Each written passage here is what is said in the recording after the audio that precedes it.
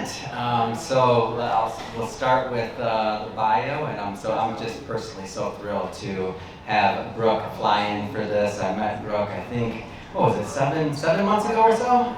We were actually at an event in Miami. She was one of the keynote speakers there. It was an amazing event. One of the founders from TED was there. Richard Saul Warman and Brooke shared the stage with Richard, and it was just, we were so inspired by her story, which you're going to hear so much more about today, that we invited her to come and to give a keynote here. So let me jump into the bio, and then we'll welcome Brooke to the stage.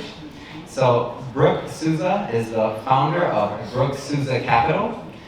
She's an American entrepreneur and fitness influencer, originally from Columbus, Ohio. Go Midwest.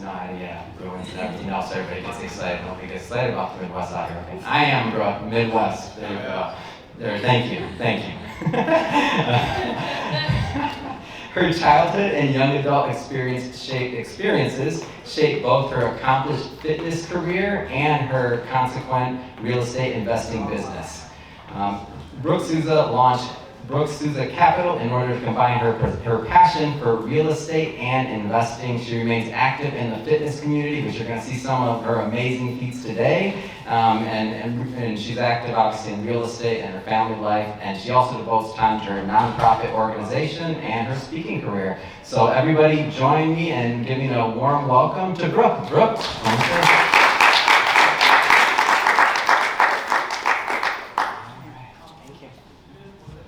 Thank you guys for all coming out, and thank you Mission Matters for providing us this opportunity to gather here today. All right, I got my notes. So, in a quick conversation with anyone, you'll find out quickly that people will say, okay, well, Brooke doesn't have a shut-off button, and she doesn't know when to stop, or how does she do it all? And you mean to tell me the strongest woman in the world is flipping houses? Now, not like literally flipping houses, okay? But yes, it's fair to say I do not have an off button. And even though I can pull a 44,000-pound fire truck, I'm not physically flipping houses. Woo. All right, here we go, let me catch up here. Flipping houses, tires to flipping houses. Click, yep. Here we go. This was in Norway, and I was pulling a 44,000-pound truck. So here we are. My name is Brooke Sousa. I'm the founder and president of Brooke Sousa Capital, 2018's World's Strongest Woman and 2019's America's Strongest Woman. Today, my team and I specialize in Class B and C real estate located in A neighborhoods in both Central Ohio and Southwest Florida, with a focus on value-add properties and historical homes, and our work aims to impact the communities around it. My journey started in 2011 when I began my fitness career. Group fitness classes provided me with a much-needed outlet post-2008 recession. I had lost my house and, like many, was overwhelmed with feelings of helplessness, caving into that was not an option. So, after the world tried to tear me apart, I started building my fitness business, building myself back up through the commitment to fitness. I was able to show my young kids with the importance of power and bouncing back stronger than you were before. So right here, at the time, my kids enjoyed partaking in their own pint-sized version of weightlifting. Clearly, the apple doesn't fall far from the tree. My strong-arm career proved to be prolific, as in just 2 years, I became one of the first of 3 people to earn my pro card as Strong Woman. With hopes of sharing the feelings of empowerment and joy with exercise I started a personal training career. My personal training business was a labor of love. From the ground up, I built a 6-figure business, and COVID definitely changed that. Therefore, I had to create my community all over again. And 2020 is definitely going to be like my biggest year yet, increasing 30% of what I had built.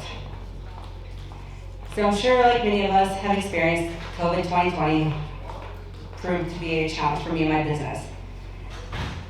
And so I had to figure out a way to build back up again.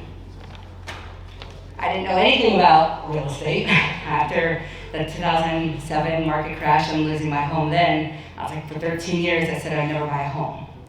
So here we are at Rich Dad, Poor Dad, August of 2020. Somebody taught me enough of, HVAC, electrical, plumbing. Let's go through this one here. And I just attacked it like I did all my other goals. Head on, I'll learn along the way. All right, go find my resources, my community to teach me what I needed along this journey. Go ahead and click it out. Go over these next pictures here. So here we are, I was like, well, I gotta build my team, but if I can't know how to do the work myself, then how do I build a team? So I just got dirty for 24 days, and I was like, okay, let's just work 20 hours a day. I told my bank mentor, I was like, what you did in 10 years, I'm gonna do in 3 years. So I lived every day like this 3 days in one to be able to grow my portfolio. I don't even know if I slept, I don't know, there were definitely 20-hour days. And still kind of running back into that here this summer, but there's goals to reach. But when I started out flipping journey, evolved to also include a robust rental property investment endeavor. With passive income, I was able to teach my kids financial freedom and time freedom. So showing them that no matter how difficult life may be, you can still win beyond your wildest dreams. So in just 2.5 years, not 3, because he needs 3 years, like I told my bank mentor, I would do it in 3 years. But I have flipped now over 132 houses, and this is just some of what I like to highlight on. I like to buy in some, one of the communities that I buy in for my rental properties is where Intel is now breaking ground. So a couple of my favorite ones here are, we had a 3-day flip down here. And I love the numbers on that, because the biggest problem was dealing with a guy from Africa who showed up to have me teach him to not destroy furniture. So, but then, I get some of the donut house, we named that because there was a donut shop right next door, and definitely had to make sure I worked off those donuts that we all got to eat during that rehab. But I like taking the most ugly things that people do not want to handle, just like I took the broken clients that I trained, and turning them into something beautiful, letting them be relived or having memories made in to something new. And this is what I like to buy. Give me the dirtiest jobs and let's go from there. So here we are. Every lesson I've learned and experienced, good or bad, has enabled me to help others find success and reach their goals without fear of the unknown, because they're able to avoid some of the pitfalls or lengthy time lessons that I've learned along the way. This is my team, and I've taken a lot of time to sit down with each individual as I was building my team, making sure I found people who worked on Brooke time. Brooke time is all the time. So, whether we're making deals at 11 o'clock at night or signing papers, and this is what I was out for. I wanted to build a community of how it was with my personal training business, and this is my personal home where I knocked down 14 walls so I could have all my community here in my own house. So that's my team. Here we go. All right, so we obviously buy in the Columbus market as well as Southwest Florida, and this is just some of the things that are in Columbus, surrounding right where I have all my rental properties. Yep. So now my biggest goal when I got started was to start rehabbing down in Florida, and I just got down there in April. So in 8 weeks, we did 9 full rehab flip houses down there, and I bought in the whole West Coast, just wondering, what market I really want to be in. But again, just like how I started with the rough houses, I found that Cape Coral and Fort Myers were my areas to be in, where a lot of disaster from Hurricane Ian, and where I really wanted to rebuild what is lost down there too.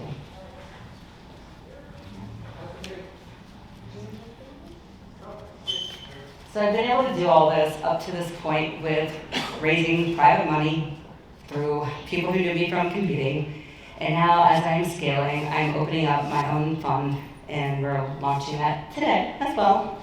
So now I'm having the Brooke Sousa Capital Fund, and that is where we can scale on a larger scale into the same areas where I've been rehabbing currently in Columbus and Florida. Woo! There. And then I'm going to kind of like just go over here where you guys can follow me, or go to brookesousa.com, see where else it's coming, and that's my story. Well, here we are. Yeah, we got available now. These are some of my properties that are listed for great Airbnb potential or rental opportunities there in Columbus. And we have more followed on that QR code.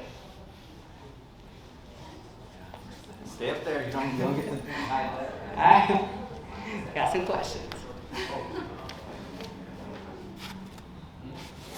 want to open it up for some questions. Anyone have any questions? I have some. Okay. I am beyond impressed what you've built, and I really wanted to hear a little bit more about what you were saying about your team, because I feel like that's a big core foundation of being able to pull off what you're saying, these rehabs in like a couple of weeks. Like, how do you keep people motivated when they're like up to their eyeballs in rubble and it's like no end in sight? Well, it was super important for me to be the hands-on. I love working the streets. I love being in the houses because I'm connecting with the houses the same way I did with people's bodies. Then, if I was responsible for somebody's body and I broke them, I wouldn't be a very good personal trainer. So if I'm looking at these houses and I'm using other people's money, if I can't rehab a house and be, financially responsible for other people's money, I have no business being in real estate, right? And so when I'm in these houses, I'm like, okay, I've done the work. So, okay, you think you're cute that you're going to charge, X amount of dollars. I'll do it myself. And they're like, oh, no. I'm like, nope, you've already lost my respect. Like, you played me, okay? Doesn't work. And so as a personal trainer, I'm like, okay, I know when I'm tearing down, like this one, we took down lath, plaster. I can only handle one of those every 4 houses. It's mental, right? If I picture being at 9/11, you're just scooping up just black all day, and it's like $10,000 in just hauling away plaster.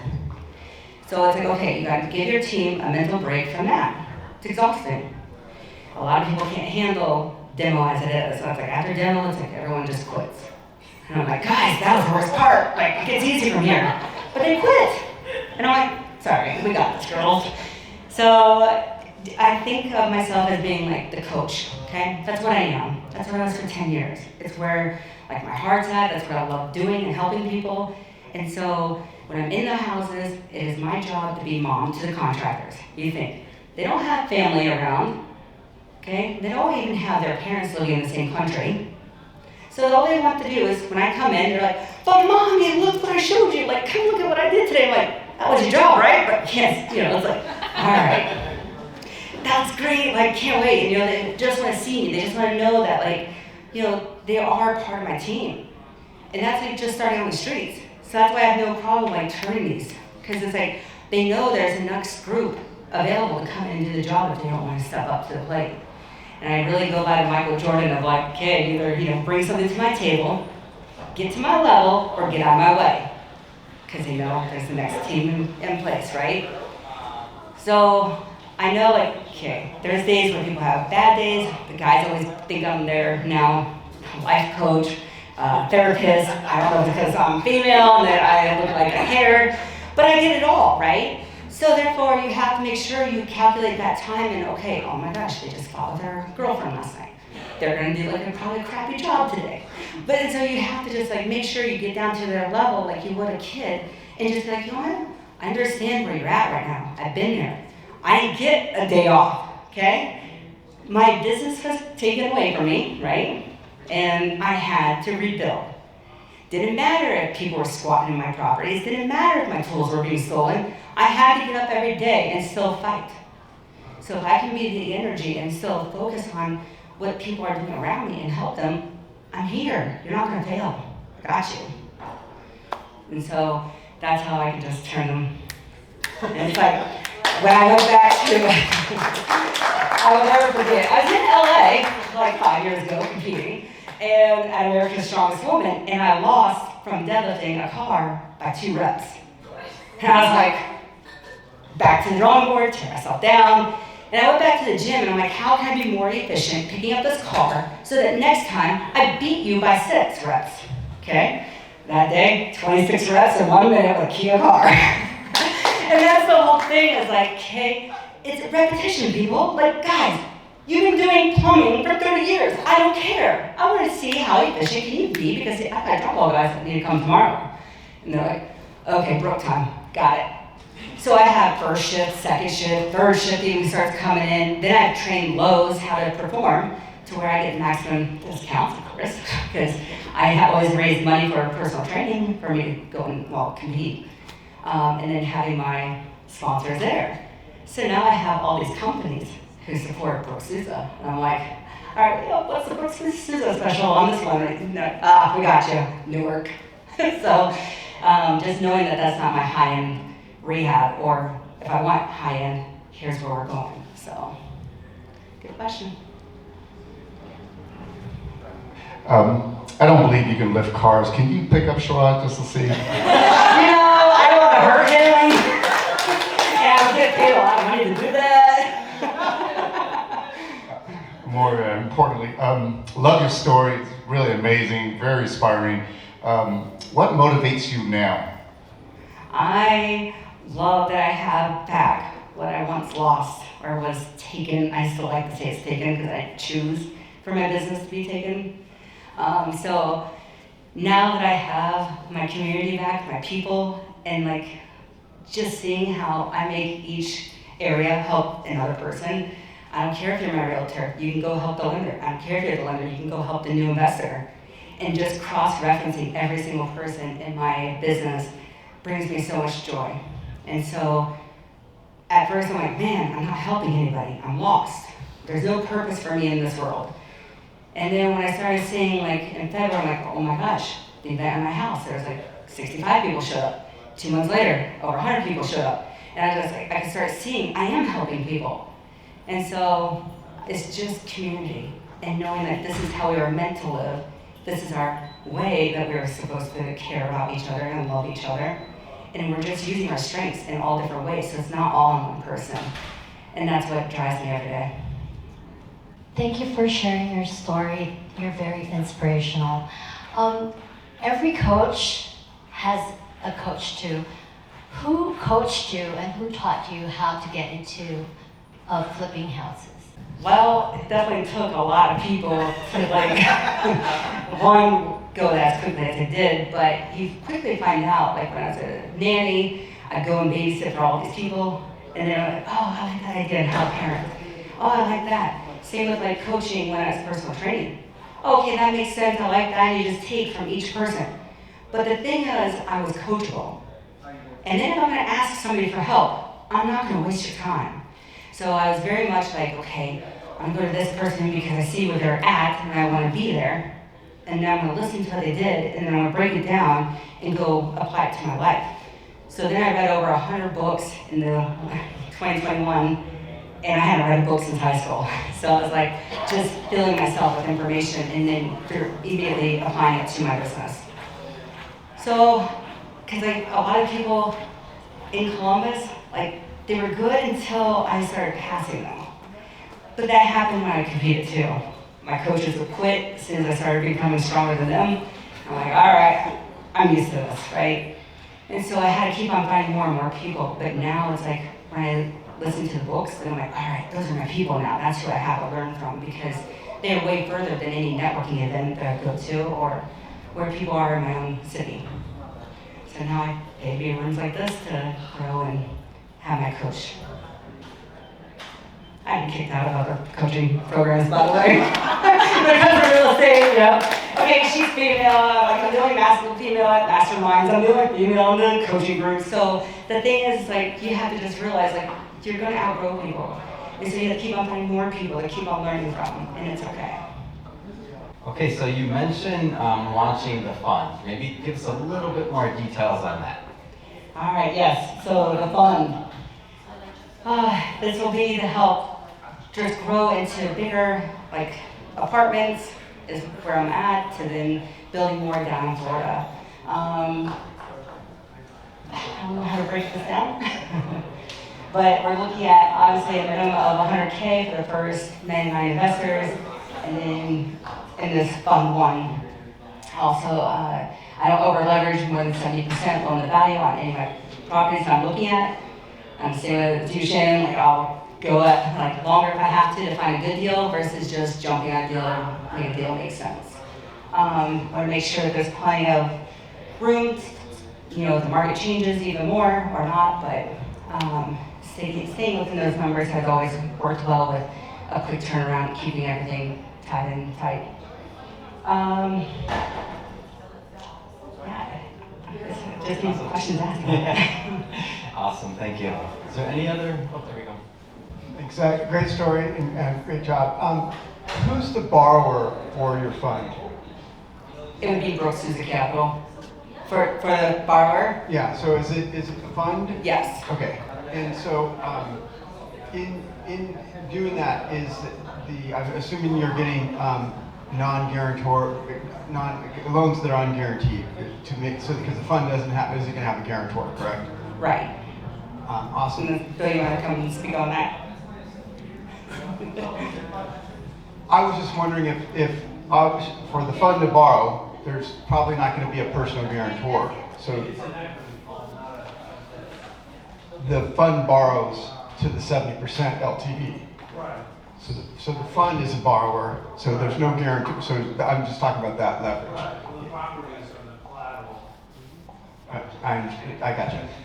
And so maybe one of the other things I was going to suggest is there a reason that you're keeping the minimum at 100,000 and limit to 99? Is the 99 just the limit for 100,000 because a 506c can have 2,000 investors? Right. So this is like my first 6-month goal. So I'm just getting the 100K investors, 100 of them. So and then moving into a fund too. Okay, so you're going to move those into another fund? No, I'll create the fund too at that point, or extend this one out. But this is my first 6-month goal. Sure. So we've raised a lot through our fund, and one of the ways that you might be able to accelerate capital is to reduce that minimum and build the back end to handle more investors. Because whether it's 99 or 200. The lower the minimum is, the faster the velocity of capital will come in on this particular fund. So it might be something that you might want to consider. I think that's what I'm currently doing in private money.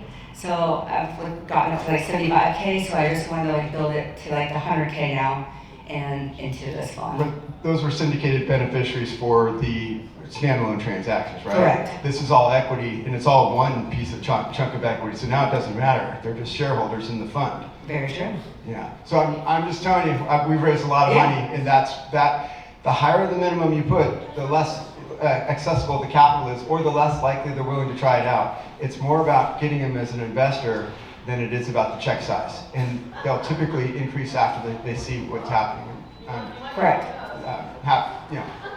Just sharing those things that we. Because that's been my same experience on the personal side of the business. So yes, love to speak more about that. Yeah, I'm happy to do it. Thank you. Yeah. So is it going to be like 5 million for first fund, and then on your second fund another 5 million? Correct. So that's the cap. Yes. Why only 5 million? That's just my current goal to start out with. Would that be enough? No. We always want more money, right? So that means more deals. But I'm just getting started, for sure. All right, well, let's all thank Brooke for